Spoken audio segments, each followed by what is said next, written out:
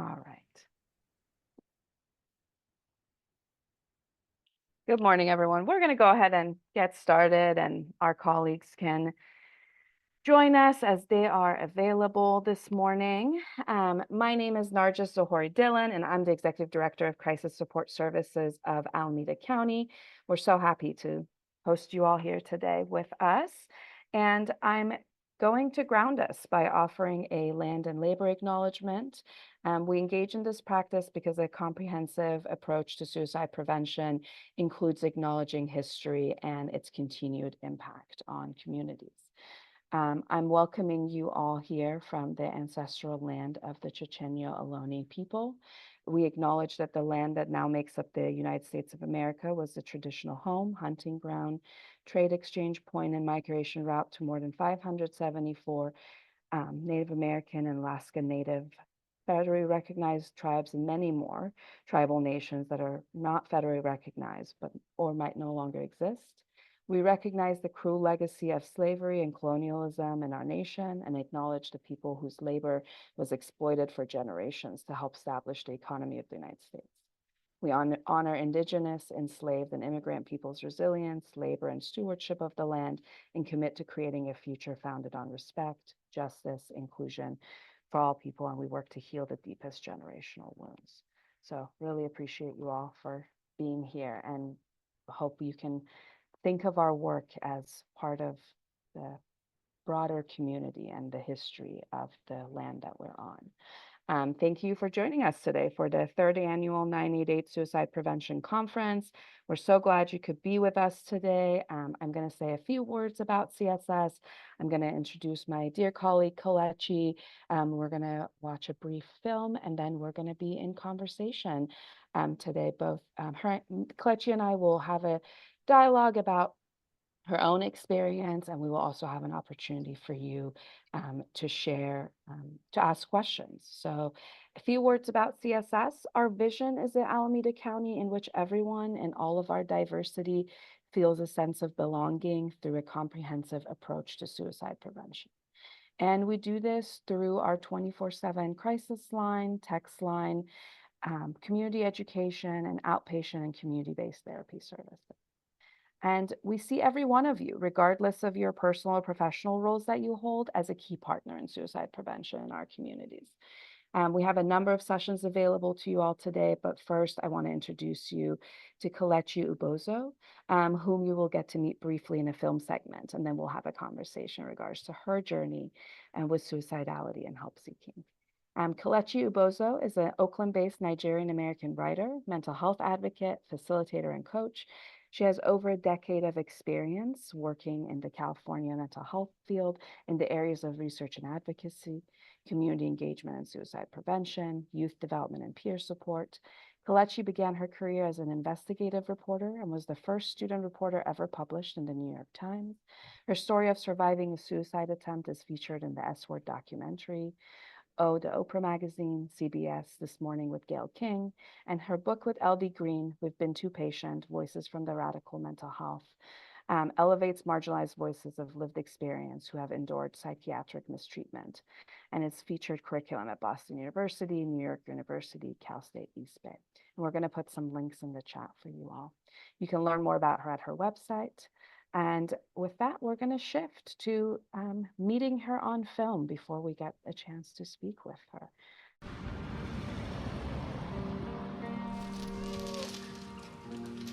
Oh my God, Atticus.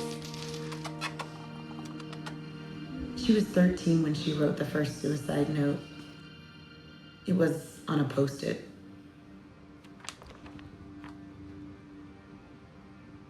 For Christmas, my mom decided that she would make me a collage of basically our entire lives together. I call her a lot, just to hear her voice, just to kind of be soothed that something is stable in the world. Okay, so just do this and move. Bring it over. Okay. And there's a car. Oh God, oh God, oh God. There's a lot of stigma and shame, especially in the African-American community. And so there was this, you just have to be strong. But being cast as a strong Black woman, that almost led me to death. God, look at this posture. You know, hashtag suicide so white. It's because it doesn't. Can we? Can we? Hashtag suicide so white. Yeah. You know, I'm like a teenage girl and I'm telling my friends about not wanting to be around. When I'd say, like, I'm feeling really down, they'd just be like, get over it. The reaction of the people around me was just, shut up. So what I learned was, oh, I better not share this with anyone. I better bury this deep inside of myself and build this mask. And then I get raped. I was raped by someone that I knew, someone that I thought was a friend. In that moment, it just exploded. The mask, the pretending, the lying. I was like, I don't actually care anymore. I don't want to live. All her mom could say was, why, baby? Anytime you attempt, you first have to go to the like medical hospital where they like make sure everything's okay. And I have this nurse tell me, you know, don't let yourself get raped again. I'm in a psych ward and I'm like, oh, I want to react to this. And you have power over me. And you think the helpful thing is to tell me not to get raped again?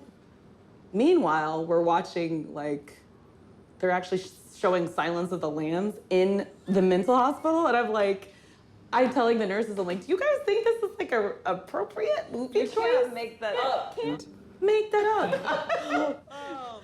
What I learned from being in the hospital was how never to be in a hospital again.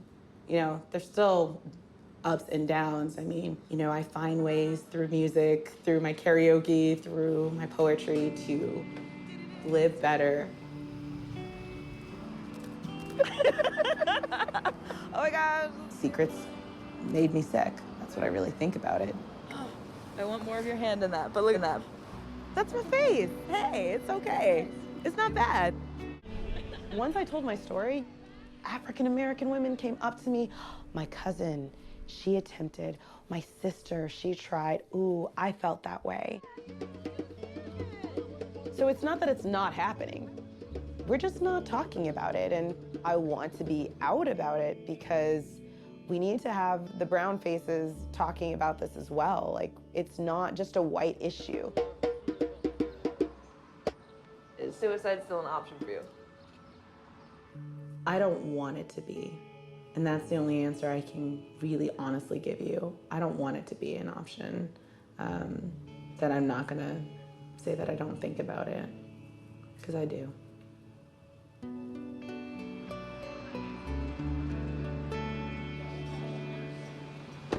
The thoughts, they're still there. They come in when I'm sad, but I have a plan around them.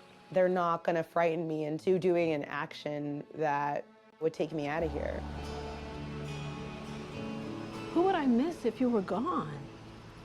Don't send me out into the cold snow. My body is no longer equipped for that. The skin too thin and the gray clouds press in closer. I know I cannot stay in this room much longer. I can't breathe, baby. I have to get out. I was clueless. Yeah. Now, I know that you had problems before. I know that you had felt depressed in the past, but I did not know at this particular time. So this was out of the blue for me. Yeah. Yeah. You hit it well. Yeah. Mental health sucks. Okay, they discharged her to me. There was no counseling. There was no aftercare plan. There was nothing. No. There's like, okay, here's Kelechi. She's just tried to commit suicide. There's no support. There's no diagnosis. There's nothing. It took a long time for me to come to grips with it's not my fault, and it's a lot of releasing, letting go, and being vulnerable. So we'll start with these two? We'll start with these and see what happens. Yeah, and then it might even have a little thing that says pizza. It does. Cool. Pizza one. Pizza one. Even though you might have felt angry or confused or sad or mad, you stood by me through some really ugly, scary times, and you just said, what can I do? I think that's part of why I'm alive. So thank you. Me too, Mom.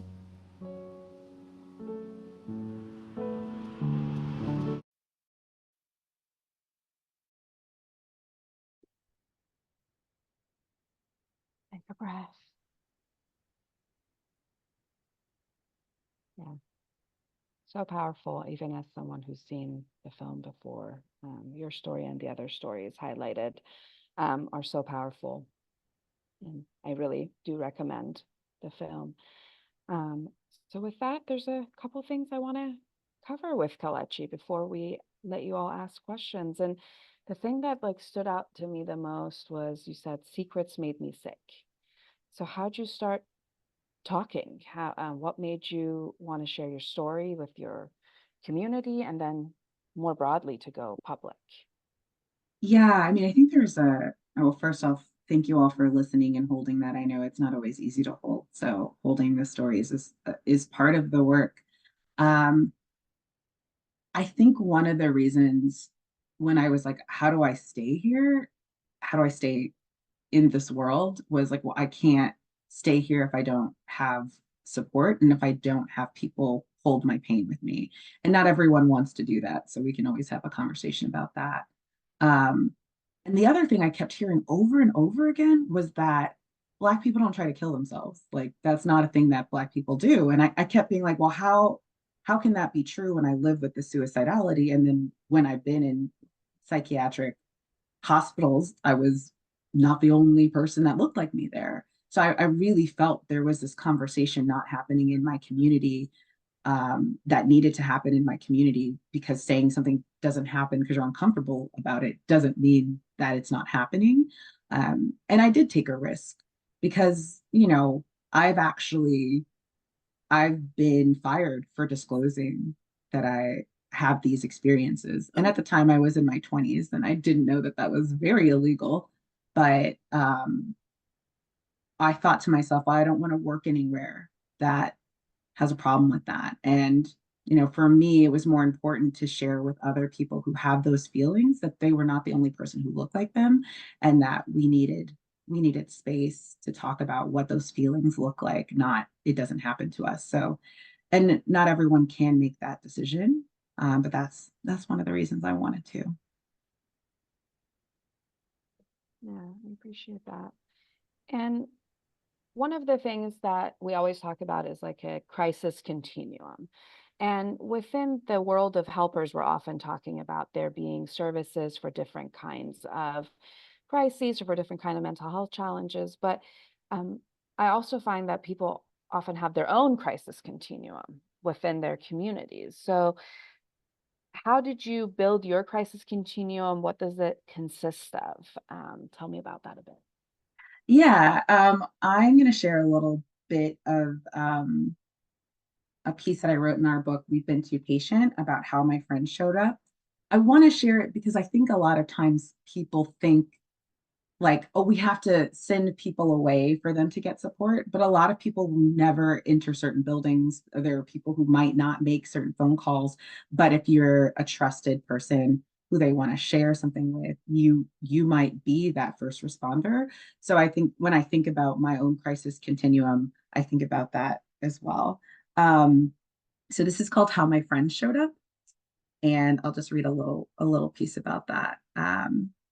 So when the sadness is so thick it can choke me, and I have terrifying thoughts swirling in my mind, trying to seduce me with an escape plan for my pain, it can be really scary. So I reflected on my recovery and what has helped me in the past. And here's what I wanted to share with you. This time I asked for help. When it was too scary to be alone in my head, I reached out. I have a fantastic support system. I called my mom, my friends, my therapist to let them know what was going on. My mom immediately booked a ticket out to California. During the filming of this very film, The S Word, I told the director I wasn't in a good place. We stayed up till 1 a.m. talking, and she listened and held space for me as I cried. My friends and family offered support, and we worked on a plan of what was going to get me through this difficult time. So this is how I showed up. I was honest and accountable. I told my loved ones what was going on. I didn't try to power through or be strong, quote unquote. And I remembered that everything I've put before my mental health, like relationships and jobs, I've lost. So I took time off and put my mental health first. And this is how my friends showed up. So when someone is physically sick, everyone knows what to do. They bring casseroles, they send flowers, they have cards, they make phone calls. They think about the person who's in pain and what they might need and tries to support them. And this might be wild for you all. I don't think it's any different for suicidality.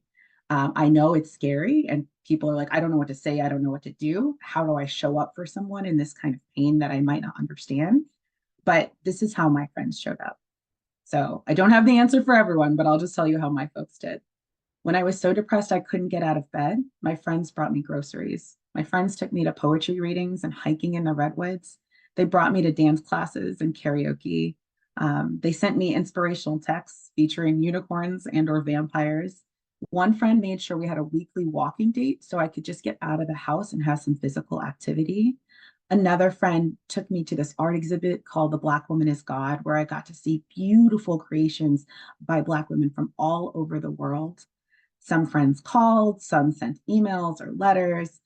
One of my closest and oldest friends did something really phenomenal. She wanted to make sure I didn't feel alone during any of the time that I was taking off for my month of recovery. So for each day of my 30 days off, she sent me all presents, all numbered. And every day I'd unwrap something beautiful. Sometimes it'd be an inside joke, sometimes it'd be chocolate or lavender, or, just memories of our fondest times and reminders I could get through this. And none of those acts of kindness needed a background in therapy. They were just really thoughtful of like, how can I show up for this person who's in pain? What I needed was a connection and an interruption to that isolation and negative thoughts in my head. And that's how folks showed up for me. And I think if we can create a world where the stigma of suicide is decreased and people can speak out when they're in pain, then maybe we can prevent other folks from passing. So I just wanted to share a little bit about that. But my crisis continuum is not always the same people. I have to get their consent. Like, can you hold this? This is what I need. And some people are great at some people are not great at talking, but they will show up with food. They will sit on a couch with you. Some people are great to have that heavy conversation and hold you. Some people are like, I just want to walk with you. And I think for me, it was like pulling what I need from folks and what they wanted to offer. And I will say, not everyone was helpful. And I had to kind of learn that the hard way too. You asked like what wasn't helpful, I think. And I think it was when people made it about themselves or they got angry. A lot of people got angry. And I will say, as a suicide attempt survivor, I feel really bad already. I do not need help feeling worse. Like I am at the bottom. So someone saying, how could you do this to me is not, you're allowed to have your feelings, but directing at me was not helpful for me. So I had to kind of navigate like, I love my auntie. My auntie is not the one who's going to hold this because she's going to get triggered and mad. My mom is like, come here, baby, let's talk. So I think part of it is knowing what's helpful and not helpful. Also, like calling 911 on me, not helpful. A lot of Black and Brown folks have lethal interactions with law enforcement, and that's something I really think about. And that's part of my safety plan is like, hey, that is not an option for me because, I'm trying to stay here and I'm telling you I'm trying to stay here. So what's going to help me stay here is not threatening me or not being, that type of power dynamic, if that makes sense. Yeah, and what you said about like anger, guilt, sadness, they're so closely intertwined, I feel like, in terms of like our own emotions. And so in a moment of tremendous sadness, how that shows up as anger for you or others, or that shows up as guilt, and who can hold that feels so key. And how did you set a boundary with those that weren't able to hold it? Or how did you like as someone who comes from a multi-generational immigrant family, I'm picturing like setting a boundary with anyone, and the word boundary doesn't exist in my first language. So I hear that. My dad's Nigerian, so there was what is a boundary? You just do what your parents tell you to do and stop talking that mess. So I think for me, it's more of like, oh, that didn't work so well. That okay, I might debrief with you after this crisis, but to try to like I want to meet people where they're at and they need to be where we're at, and also culture is there too. yeah. So I think for me, there's a lot of people who love me and they deeply care. And they also have some things that they'll say, like, oh, we'll just pray it away, or you're being dramatic. And that angers me, is not helpful. But I understand what they're trying to do is they're like, I want you to stop having this feeling in conversation. How can I stop you from talking? Because that is triggering me. And I don't want you to die. So I'm going to say a bunch of stuff to stop you talking about it. And what it did was stop me from talking about it, but it didn't change the feelings. It just meant, oh, this is a person who cannot carry this. They cannot hold it, and they're going to make me feel worse. Maybe later I can have a conversation about what worked and what didn't work, but I'm in a crisis. I have to keep it moving to people who can hold it. And I think there was a little bit of a trial or error. And also just saying, like, hey, that really hurt me. I know your intention wasn't to do this, but that's on the other side. When I'm in crisis, I just have to be around folks who can hold it. It is not, I don't have the emotional energy to negotiate boundaries at that point. I'm just, yeah, I'm exhausted. Yeah, I appreciate you being real about that. Like, so many people who are attending today are in helper roles professionally. And were there things that, like, therapists, case managers, people in the mental health field did that were helpful or not helpful, or didn't do that you wish they had done? Kind of reflecting back on your experiences with like professional roles, helpers in professional roles. Kind of what are some things that stand out for you? When I think about things that were really helpful, was that when someone just let me, they almost made a container for my crisis to live. And they said, okay, let's sit with this crisis. What's going on? What do you need? You've been through this in the past. What was helpful? Is there anything we can take off your plate? Who is a safe person who you'd like to be around? Like, you said you don't want to be alone in your house because you're afraid. Is there anyone who could stay over? Right? Really making almost like a community plan, a community crisis plan of like what's going to be really, really helpful for right now.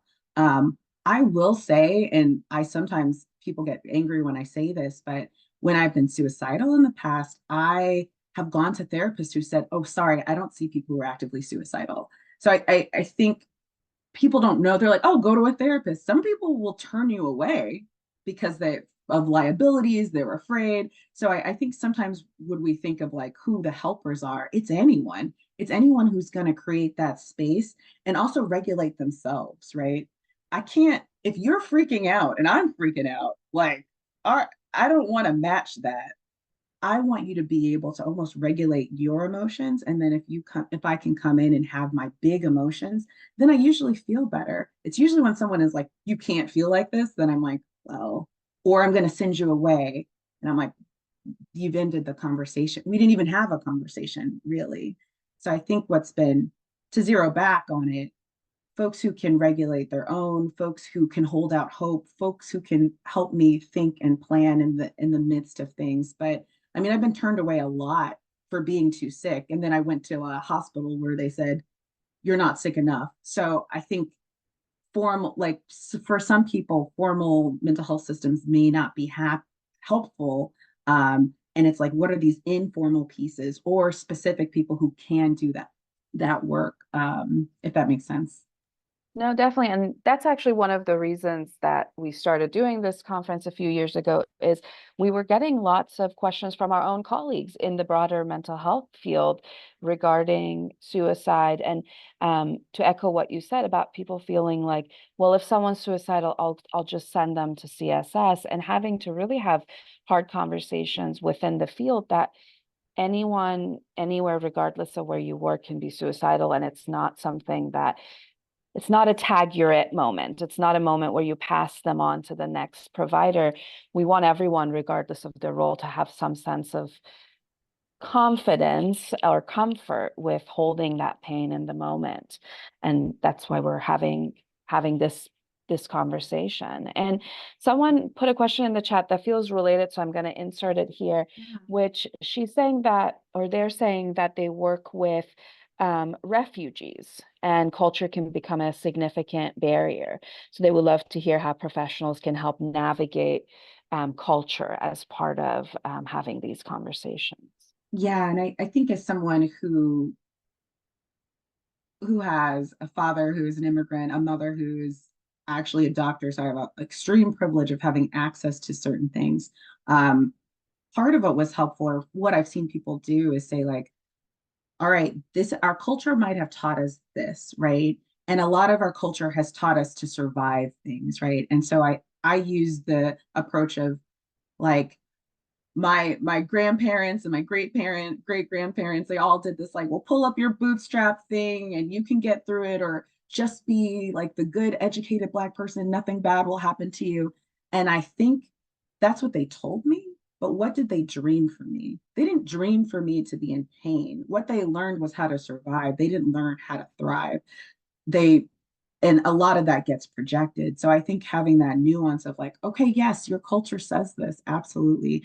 You know, some of these conversations may not translate really well, but what would they dream for you? They want you to be healthy and happy and connected. And so let's keep that spirit of what they dream for you versus what they told you, because I could have a whole podcast on the things that I've been told that was not helpful, but I know that intention. And then I think education in those communities from someone they find trusted, right? So I've seen in refugee communities, they might have someone who has a bit of education around mental health go back and say, hey, here are things you should know that might be different, or here's how we see it culturally, and here how it shows up, to bridge that. But I don't think that should be the person who's in pain to try to bridge all of that, just to be really, really real about it.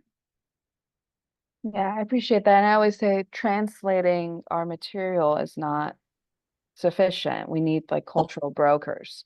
Yes, Um, cultural adaptations. Yes. yes, because a direct translation often can sound too medical, too impersonal, um, and it doesn't build that connection. And in a like, if there's one thing we know in suicide prevention, when there's so many unknowns, is that connection is the ultimate antidote to the sense of isolation and pain.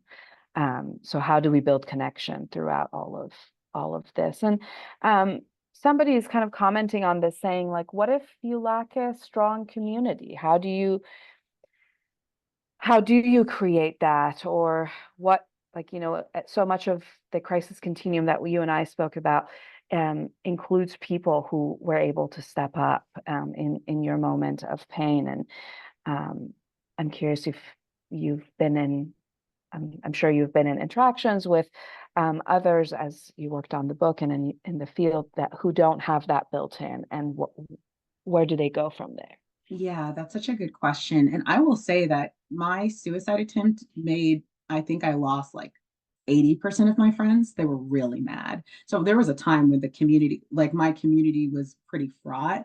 I was lucky that I had some key folks, but it was pretty quiet out there. And so I think some of community building was like formal support groups for, people who have survived rape, who have survived suicide. Like there were some support groups that I went to that where I would start to build certain community mental health providers who were really trusted, and we were working together on something. They weren't, our power dynamic wasn't like this person is like a savior to me. It was, we were working together on my mental health. We were collaborating.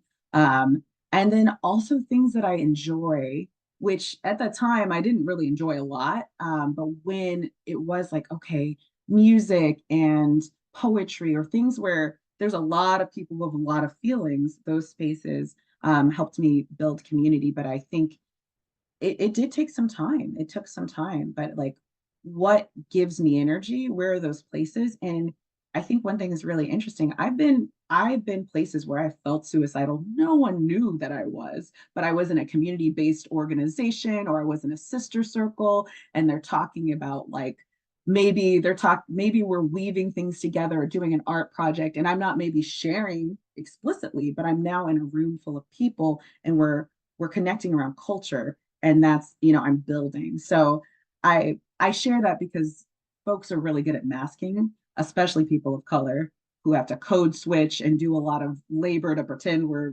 8 different people, depending on which room we're in. So folks might be experiencing things that we don't even know about, but if there is a warm environment where they feel belonging, that's what I was seeking, is seeking places of belonging. But it did take work for sure.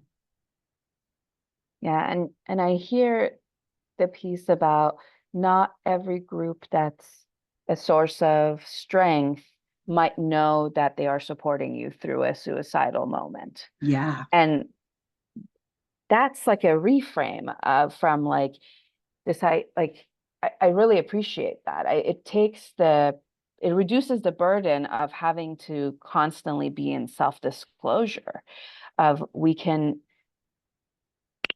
be in community, we can take strength from being just among people who think like us, or we get to have a shared experience without having the burden of self-disclosure, having the burden of saying, this is what's going on for me, because that significantly reduces the risk of the moment. Yeah. Because I really want to hold the risk that people are like, the calculations that are going on in the background of who do I tell, how much do Yeah. I tell, what does that mean? That's such a big part of it. Somebody is connecting this to what if the factors contributing to someone's suicidality are things that are kind of not really like fixable when we think about immigration policy, when we think about like discrimination in this country, factors that are very real and like cannot be eliminated. Do you have thoughts on how like to get unstuck when as a helper you're kind of like, I hear you, these problems are so real and insurmountable? Yeah. Yeah. And I think that's one of the big myths about suicide, is that you have to have like a mental health condition or a diagnosis. Like you could lose your job, you could have a breakup. It could be it could be a life factor. It could be like all the violence that you're seeing and witnessing in your community, the impact of racism. When I think it's larger than like this individual. Oh, there's an issue with this individual, and we have to fix this individual. It's more of like, how do we make a world worth living? And I know a lot of people have that as survivors that we talk about. Yes, I can work on boundaries, and I don't feel safe leaving my house. That's not, a boundary conversation. And like, I think I still struggle with that, right? I'm impacted like when something like recently happened, something really racist happened in a panel that I was on. And I was like, whoa, this is really triggering. I need space to be able to talk about those things. I need affinity spaces. I need support. And I'm one person. I can't change all of these things, but I do need to be able to speak about them. And so I think if we're just saying like, oh, let's just talk about this crisis, but I don't want to talk about, the racism you experienced. I'm like, no, that's part of the crisis, right? I'm a whole person. It is not just one thing. So how do we have those spaces? And of course, we want to change the world so that it is a world that we want to be here in. And it's a big part of why a lot of people are in pain and may not be able to say like, oh, what can I change in myself to fix? It's also a world issue. So I don't have I Yeah, haven't I figured out I how to fix know. the world yet, but I do know it's not pretending Yeah, that things aren't happening. yeah.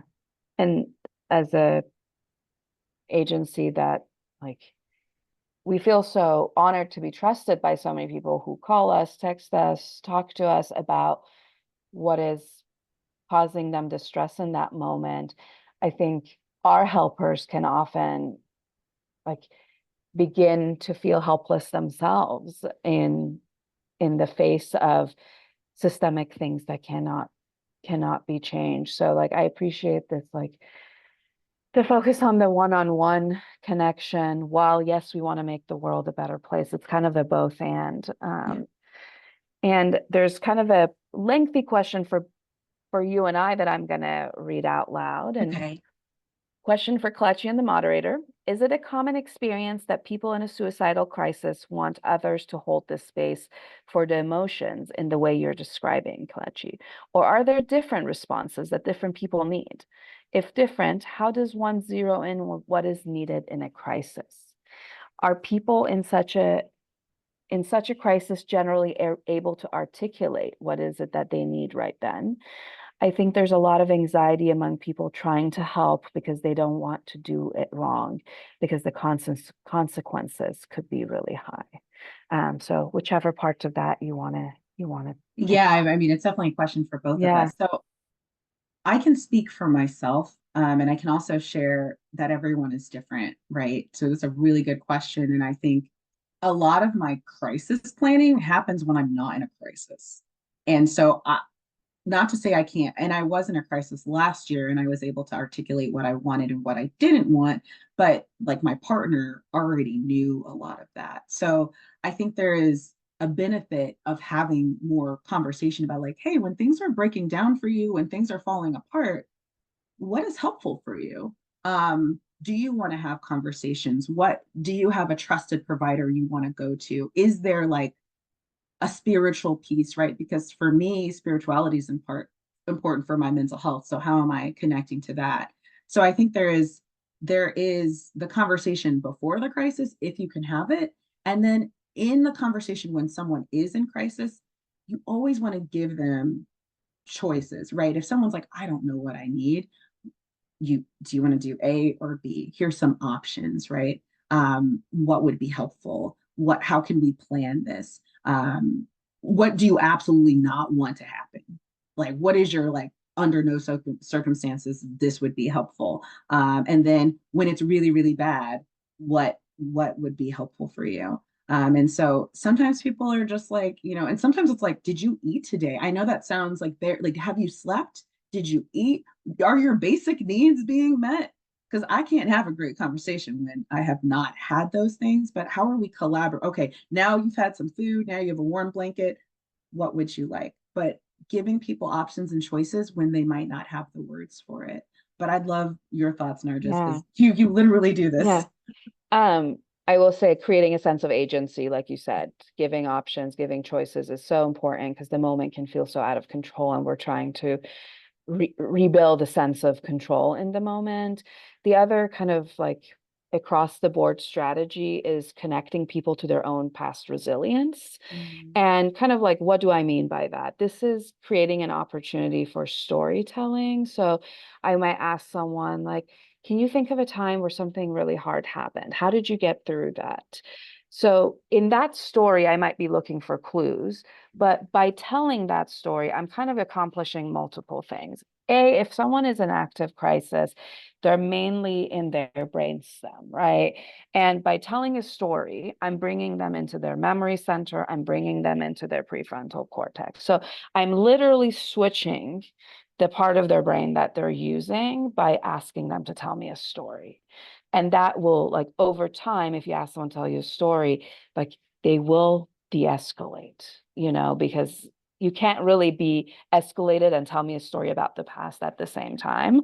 And in that story, I will look for what worked. And this is something that like I've seen honestly doesn't work as well for youth, in that sometimes this might be one of the very like the biggest thing that's in front of them. So I just want to be transparent.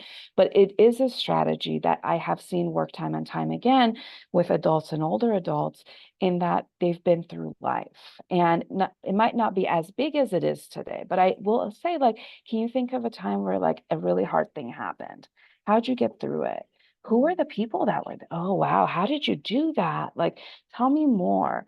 And through that experience, the person is reconnecting to the fact that they've gotten through things before.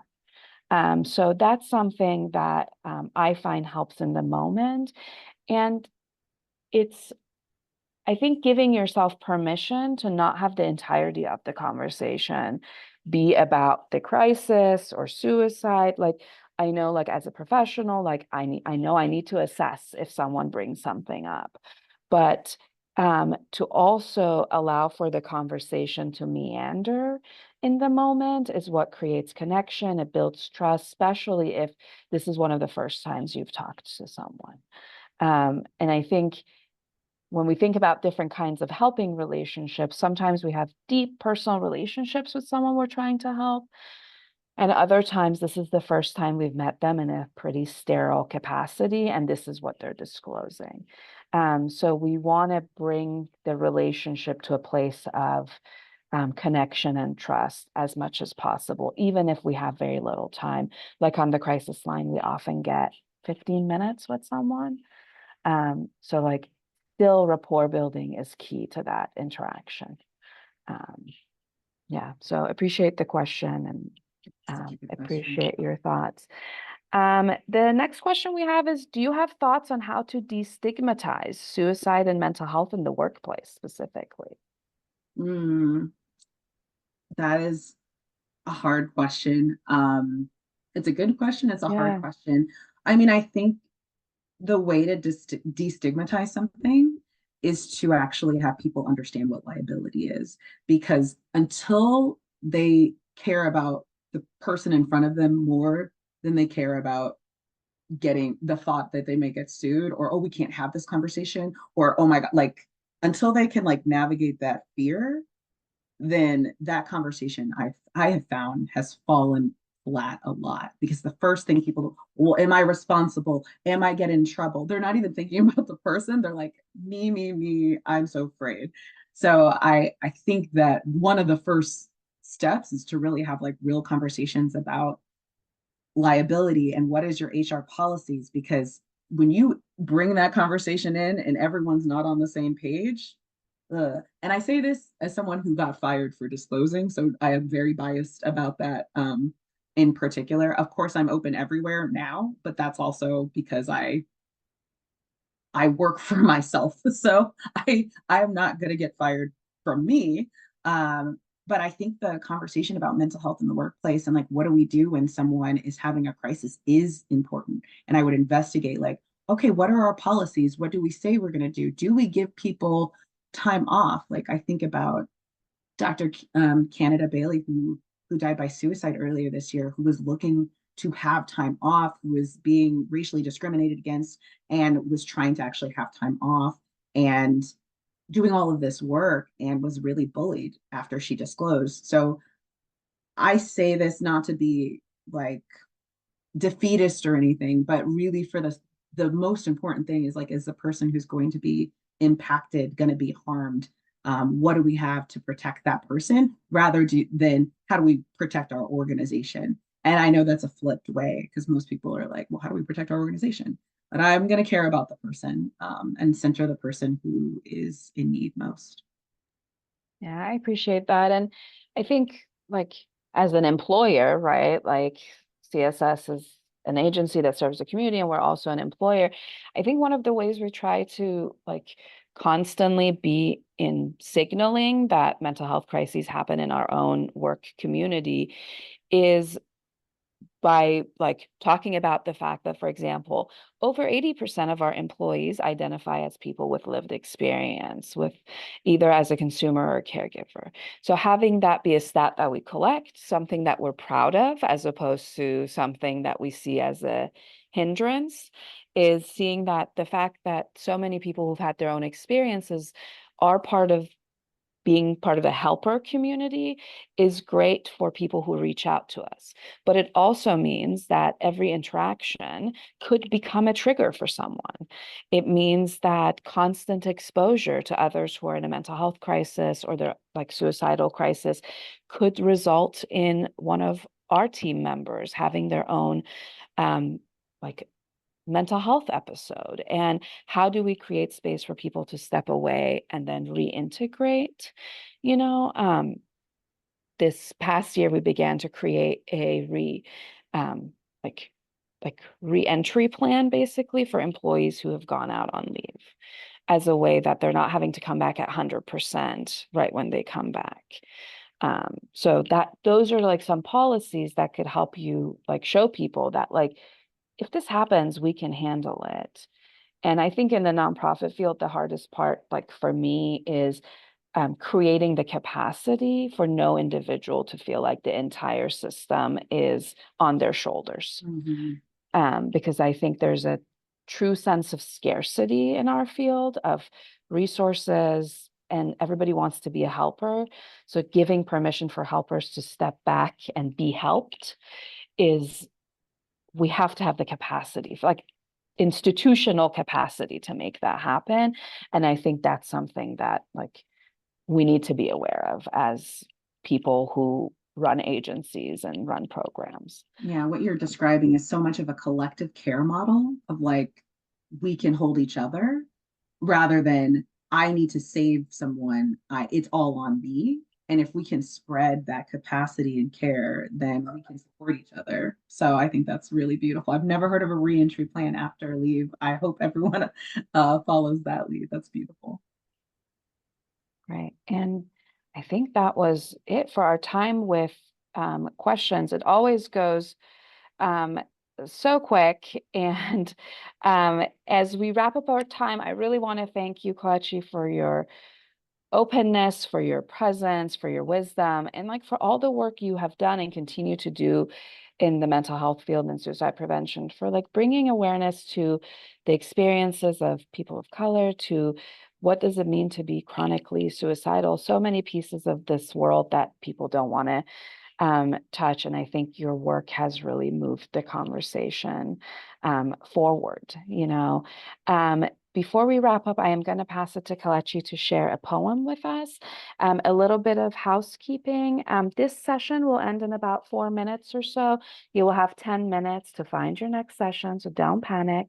My colleague will put both the eval for this session in the chat, but also the program for the conference, which includes all the Zoom links you need throughout the day. And I'll hang out here a little bit to make sure everybody has what they need to get to their next stop. So we hope that we can stay present and take in Kelechi's poem as we wrap up our opening session this morning. Great. And thank you. And I wrote this piece, which is called A Collective Dream, for this book on like, what do we do with when we have disabilities and there's disaster? And I was requested to like write this as when things feel like they're falling apart or everything's racist and there's war, like where do you find hope? So I want to leave this, and if it aligns, wonderful. And if not, that's all good. We know the nightmare. So what is the dream? Plessy Chapin. You are a dream realized. I meet you with splendor and joy. Knowing that joy and grief are cousins, I hold both truths and gently rock you to a lullaby, a dream, a portal, a co-creation of a dreamscape. In this place we create, let us remember the wisdom of our ancestors who did more than survive, whose DNA passes on ancestral gifts, knowledge, and care for each other. Our plant ancestors who energetically shelter us from the storm that is an ableist white supremacist lie. May we remember the truth, and that these words give you nourishment in times of despair. May you be nourished. May you be hydrated. May you be held in a way that feels just right to you and your body. May you reclaim your ancestral teachings, traditions, and knowledge. May you remember your people, and may they remember you. May you be a good neighbor, and may your neighbors be good to you. May you experience responsiveness in place of reactiveness. May the solutions to harm be of your creation and held by many. May you rest. May you know love and give love. May your decisions be honored. May your autonomy be respected. May your human rights be restored. May your belly be full of food and laughter. May your heart expand. May your body feel cared for at all ages and stages of your journey. May you allow yourself to feel your emotions, and may your emotions move through. May you liberate yourself from generational wounds. May you be the solve. May you rest, may you rest, may you rest. May you let yourself receive. May you know a deep pleasure. May you live in dignity. May you be safe. May your physical container experience release and magic.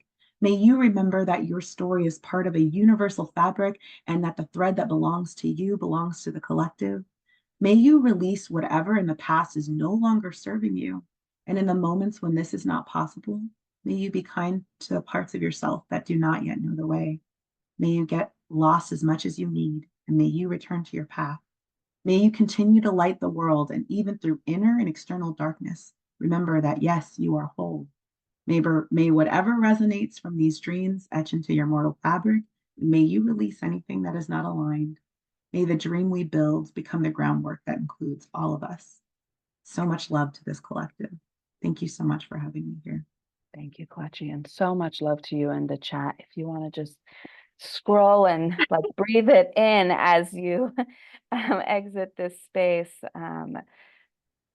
So grateful for you for being here today. So grateful for all of our attendees for choosing to spend some of their Friday with us in this way, to be in learning, to be in community, so we can better support anyone who needs us. So thanks, everyone. We are putting the program in the chat one more time, just so people can find it between all of the peace and love that's going out. And with that, we're going to say goodbye to you, Kelechi, and we hope to see you again soon. Thanks for being And part I'll of our drop the community. poem in there if you need it Yes, later. yes, love it. It's in the chat. Thank Thank you. you.